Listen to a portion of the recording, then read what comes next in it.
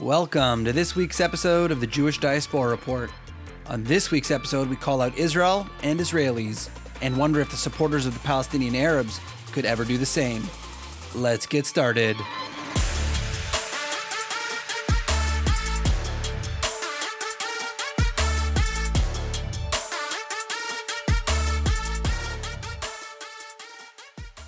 On our previous podcast, we discussed the issue of the so-called settlements in Judea and Samaria, or the West Bank. We had pointed out a number of misconceptions and misunderstandings about the situation on the ground and the history that led to it.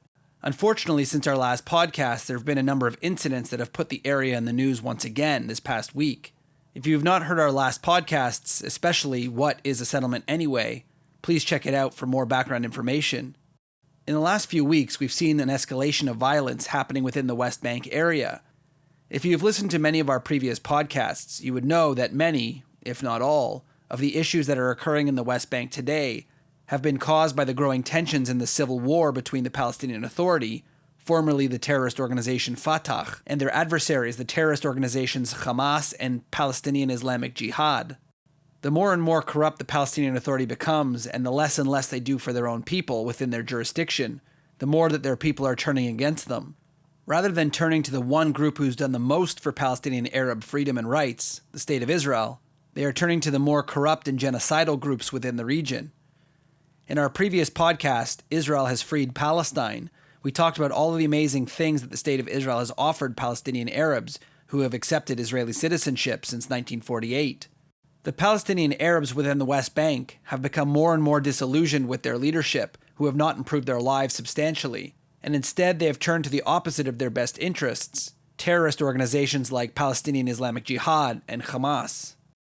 Palestinian Islamic Jihad, or PIJ, and Hamas are Iranian proxy terror organizations that have gained a foothold in the West Bank over the last number of years.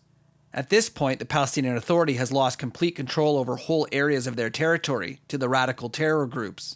The Palestinian Authority, or PA, has officially said that it will not hold up its responsibility for anti-Israel counter-terror work in their region, because they either do not have the power to overcome the growing Hamas PIJ groups, or they do not want to be seen as collaborating with Israel in order to take out Palestinian terrorists, even if it's in the interest of their innocent Palestinian people.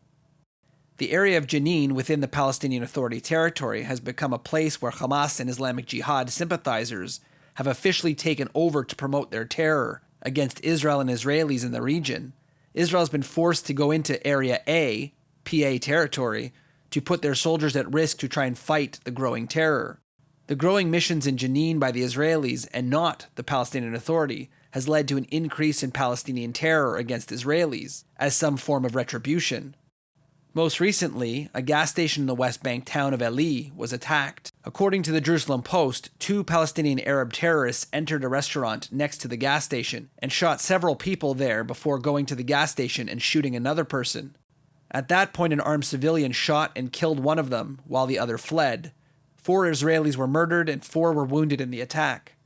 The Shin Bet, IDF, and border police tracked the second murderer as he tried to escape and eventually found his car abandoned.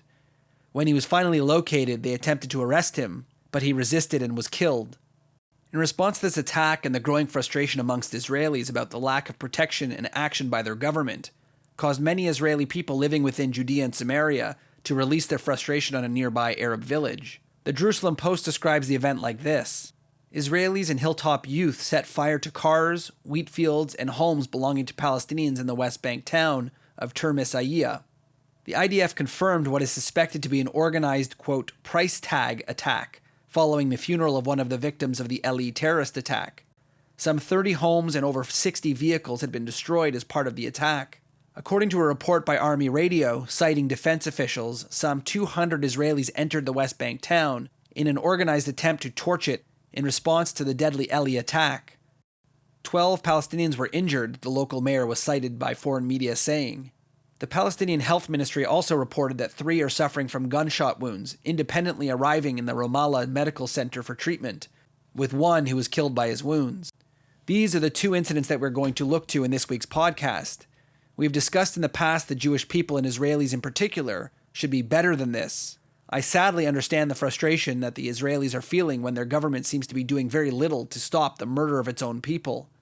Out of this frustration, the Israeli civilians took it upon themselves to do what they call a, quote, price tag attack. In other words, they consider this to be collective punishment for all Palestinian Arabs for the acts of terrorists. As much as I can understand this frustration and not seeing any action being done to protect Israeli civilians from attack, but this is 100% wrong. I am sure this will come as a surprise to some of those people who follow our podcast on social media, especially those who like to comment on our posts that our podcast is part of some sort of right-wing group promoting a right-wing message of expulsion of the Palestinian Arabs. These people could not be more wrong. I will openly and forcefully call out the Israeli civilians and the government for doing things that are wrong. The question is, can they do the same? While we are here calling out terrorism of Israeli people attacking random civilians, destroying their property, and harming innocent people, we do not hear anything from the other side, the so-called pro-Palestinian side, calling out any actions done by lone gunmen or organized terror groups. Why is it so difficult for people who support Palestinian Arabs to speak out against the radical leadership, radical terror groups, and lone gunmen or bombers who attack civilian targets? Why is there always justification for their terrorism? Unlike those on the other side, we can openly call out those who terrorize innocent people, even if they are Israelis. There is no justification or moral equivalence here. Those people who commit crimes like destroying property and or harming innocent civilians should be held criminally responsible for their actions, no matter what the justification is. There's no valid justification for these actions, and if we continue to act this way, Israel will lose their moral authority in the fight against people who are willing to hurt innocent civilians for the actions of others. One of the biggest reasons why the Jewish people of the diaspora can support Israel so proudly is because of the moral authority that we have, knowing that we have and will continue to do the right thing to protect civilian life, our own civilians, and the ones that the Palestinian Authority refuse to protect. We are happy to hear that the Israeli government has been investigating these terrible acts of violence in order to hold those people accountable. This is much more than we can say for the Palestinian Authority and their supporters. How is it possible that people can repeatedly attack civilians, murder innocent people, without even the smallest or superficial condemnation? Not only have we not seen the condemnation of the terrorist activities by Palestinian Authority and their supporters, we have not seen any support for the IDF in their mission to go into the Jenin refugee camp to rid the area of terrorists. Within the last few days, the IDF has started a mission for the first time in 20 years using drones, planes, and soldiers to go into Area A for a full-on campaign to rid the region of growing terrorists. Of course, the anti-Israel activists cry out that Israel's involvement in the region is a form of occupation. However, they are clearly leaving out the fact that the many Palestinian Arabs living within this refugee camp do not want the terrorists in their buildings and neighborhoods. Israel is being forced to go in and remove the negative people from this area for the betterment of the Palestinian Arabs living within the region, under the terror caused by radical groups. The groups that the Palestinian Authority security services should be fighting, but are not even trying to.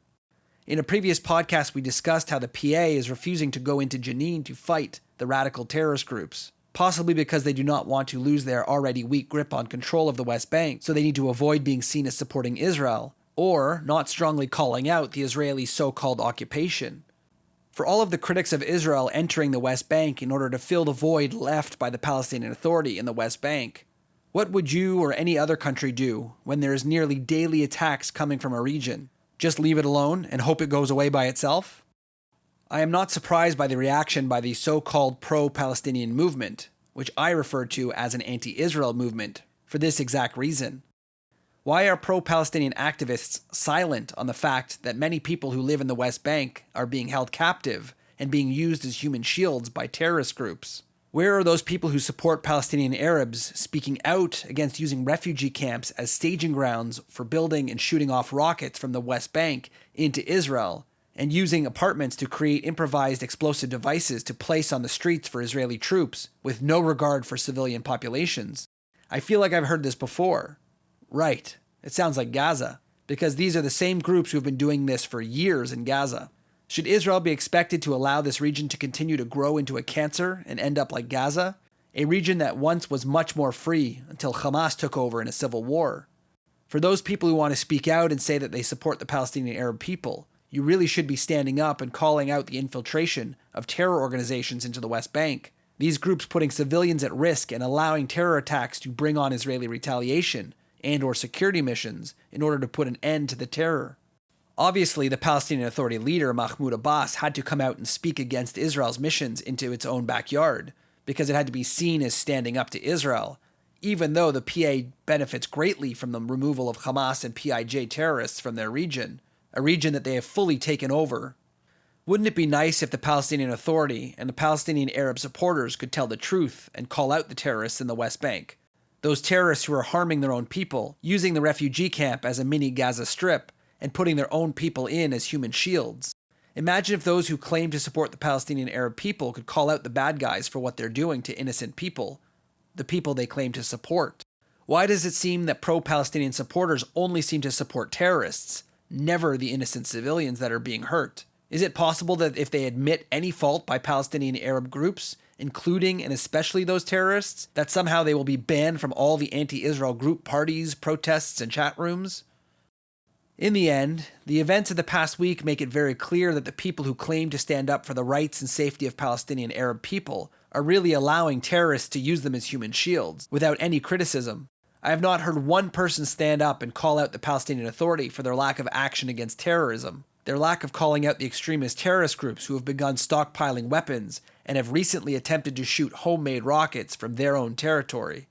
The Israeli government and many people have called out violence against Palestinian Arabs, and they say they will investigate these incidents of violence. They've already brought charges against an Israeli soldier who was identified as defacing a Palestinian Arab property.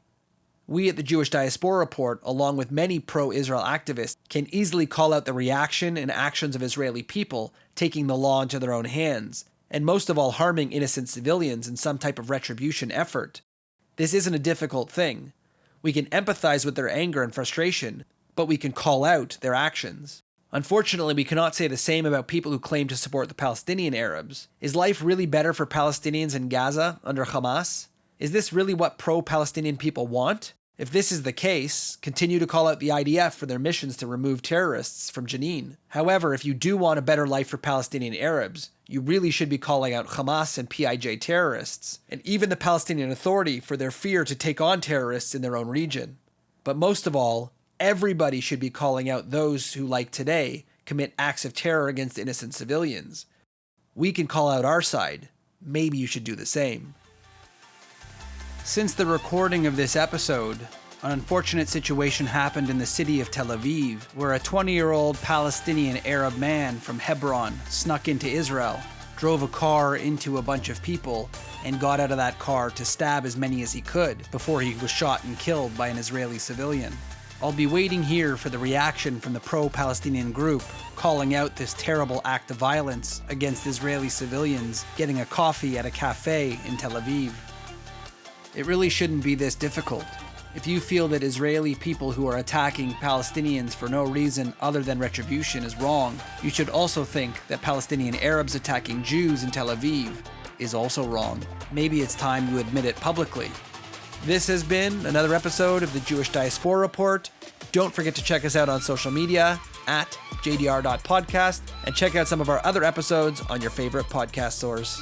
We'll see you next time.